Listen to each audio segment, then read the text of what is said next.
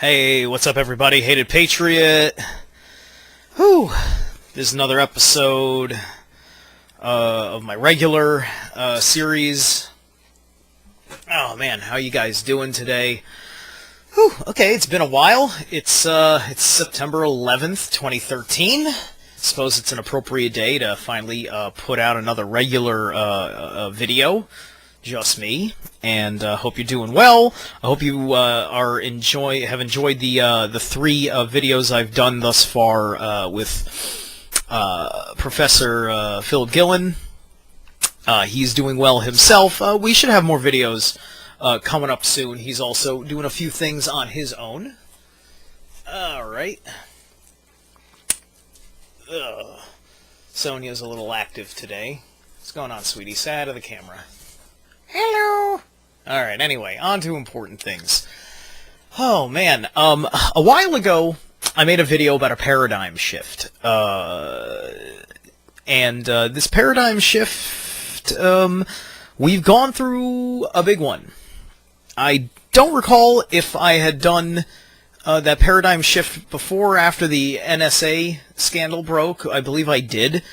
But I'm not even talking about the NSA scandal right now. I'm talking about something even better.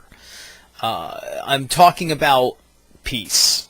I am talking about the fact that the American people have truly and properly really figured it out. And the world, I believe, is properly figured it out. You know, it's not just America. It's also worthy to note that Great Britain also has figured it out. You know, there is not going to be this war in Syria as far as outside interaction is concerned. The warmongers have been suppressed, and we all know, looking at the geopolitical situation in its reality, regardless of what anybody wants to ignore or deny, would have started World War III. And at this point, they're out of ideas. What are they going to do? They're going to regurgitate Iran? They're going to regurgitate North Korea? No. It's so far beyond a point to do so, even though they sort of technically have these arguments that are still there that they claim that they can work with. It's just not going to happen. In the last 4 years or so, how many times have we talked about Iran and North Korea respectively? God, 4 or so times, which doesn't seem like a lot, but in the sense of news cycles and how the news cycles beef up urgency, yeah, that's a lot. And they went over the top with Syria, over the top, and this was over something that had nothing to do with a promise to attack America. You know, there wasn't they weren't even claiming that Syria was interested in attacking America. And so that's the situation you got. So you've got the people of the world truly wanting peace, looking for peaceful means to do things. And then on top of that, we've got the other massive change in policy, because we're letting Russia take the lead on this foreign policy, letting their idea work. And the funniest part about it is that it's a slap in the face to the White House. It's a slap in the face to John Kerry, because they basically took advantage of that off-the-cuff comment he made about, I suppose if they surrendered their stockpile, all of it. And why couldn't America have done that first? You know, because you got to realize, we looked at it and it just jumped straight to, okay, they did it, let's go to war. Look, when that civil war is over, somebody's going to have to answer for those crimes. I'm not saying that those crimes need to go unpunished, if those crimes are true. But, it's time to open investigation. It's time to weigh the facts and the evidence, and witness testimony. We can't just sit there and take on faith some wag the dog video footage that was thrown at us, asking us to assume that this is both authentic video and in the proper context of the argument being made. Because that is how we ran into Iraq, as we all know. And then, of course, the concept of the president just going into a strike based on an interpretation of the War Powers Act. Yeah, no. It's not going to happen, because we burned that bridge with Libya. We used our get out of treason free card once with Libya. We're not doing, that's not happening again, and everybody in Congress is so opposed to it, it's not even funny. The people are leading on this, regardless of what the leadership says. That is the nature of a true representative democracy. Perhaps we are getting back to the republic. We're getting back to the republic in spirit, for sure. Are we getting back to the republic in fact? Not yet. Not yet. The argument is there. Senator Ron Paul's son, is doing amazing work, and he's not the endorsed child of the Republican Party, but he is the most respected, and eventually that's going to force them to have to concede and say, well, maybe it's going to be Rand Paul. Rand Paul 2016 or something to that effect. As it stands, I guarantee you, the Democrats are not going to hold the Senate next year. It's just not going to happen. There's so much vile and vitriol for democratic policy in this nation, and I don't like the duality game. If it's a good Republican coming, or a good Republican body of the Senate, then that's good, but we still need to change the way the system works. We still need to change the way the politics works. I'd be much happier with a three-party system. At least the three-party system, but we don't want to get too convoluted. I double-check things in how politics, for instance, in Israel work. And I'm not picking on Israel this time.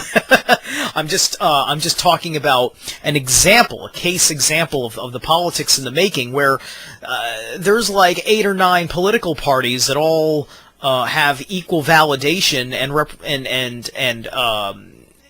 and fair representation based on their influence in the Israeli legislative body. It's pretty. It's interesting, and it's chaotic. There's almost too much arguing. I'm just saying that if you have a three-party system, it's kind of like the movie Minority Report. You get your Minority Report. You get at least that one dissenting party amongst the group that is talking. And right now we have sort of a de facto third party with the Tea Party caucus, which is where we get about half of the Republicans in the House from, and a very, very minor handful in the Senate. But when the 2014 midterms come through and a few Senate seats are up for grabs, I think we're going to see more Tea Party senators like Rand Paul, because people are really being inspired by that kind of politics, by that kind of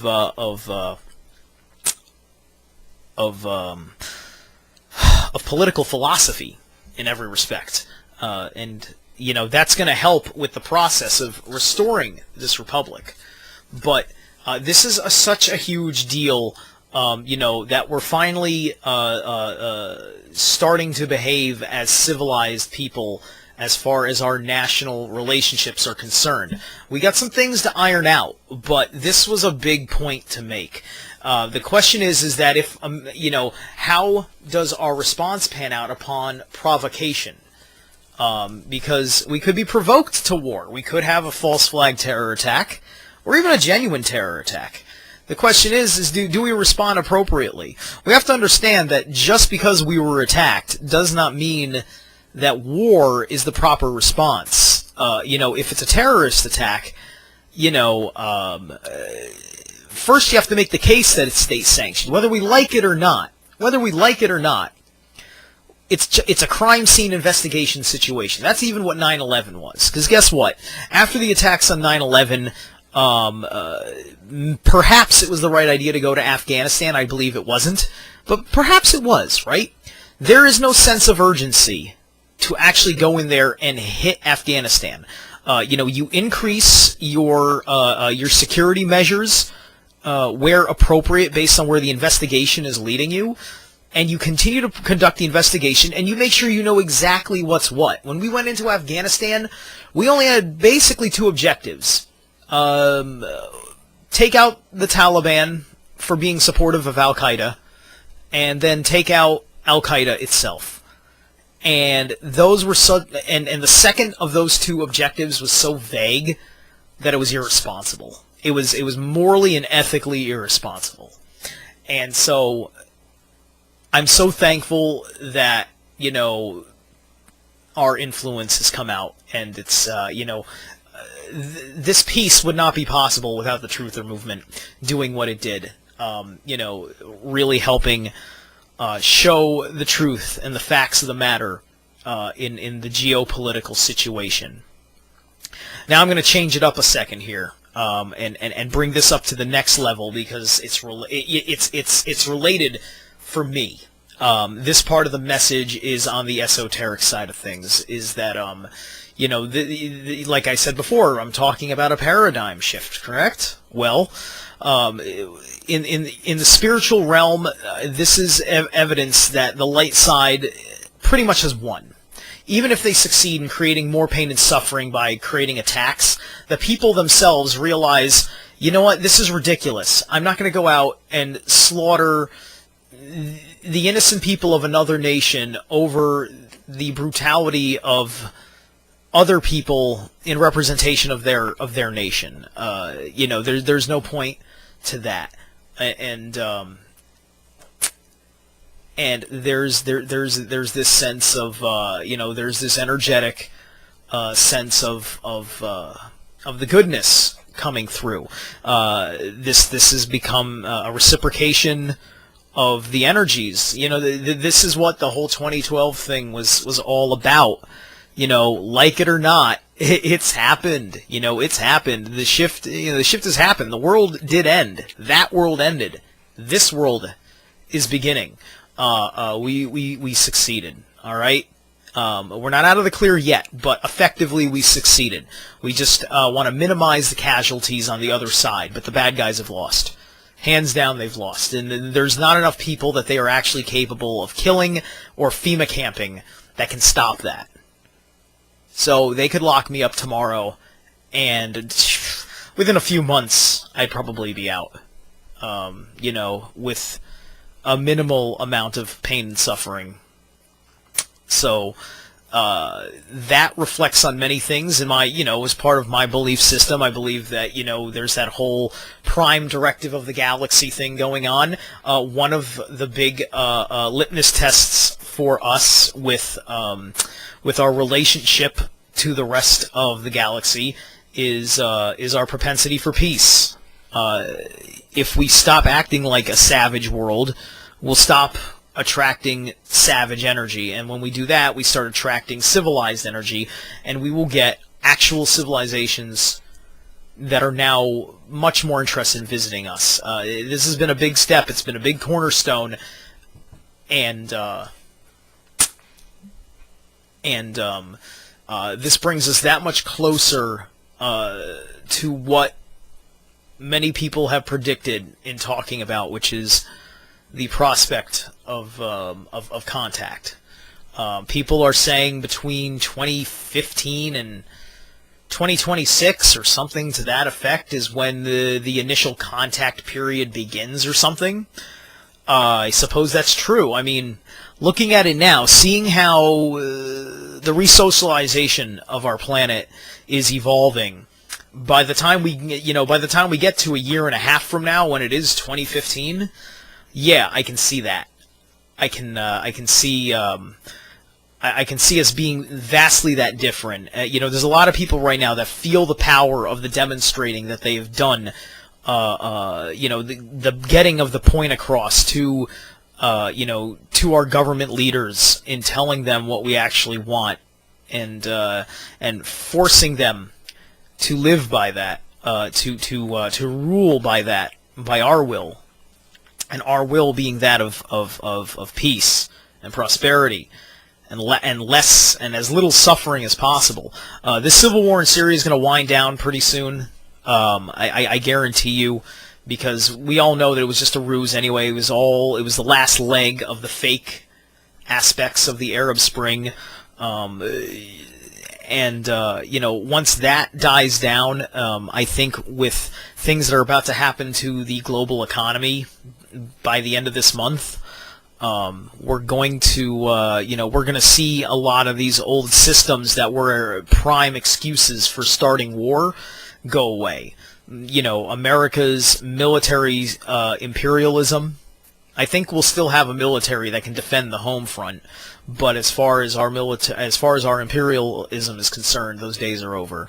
The ability of Israel to be a threat to anybody, and threats to Israel to be a threat to them, the ability of North Korea to be a threat. Iran never really was a threat. North Korea was really just kind of a game show threat. It was a threat, but it was a threat by design. Where Iran was a threat because they weren't playing ball. I mean, that may also be true of North Korea as well. It depends on what side of the conspiracy you subscribe to, with the decidedly lack of information. But we're doing great. We got a bright and glorious future ahead of us. Thank God for that. Alright, guys. Hated Patriot out.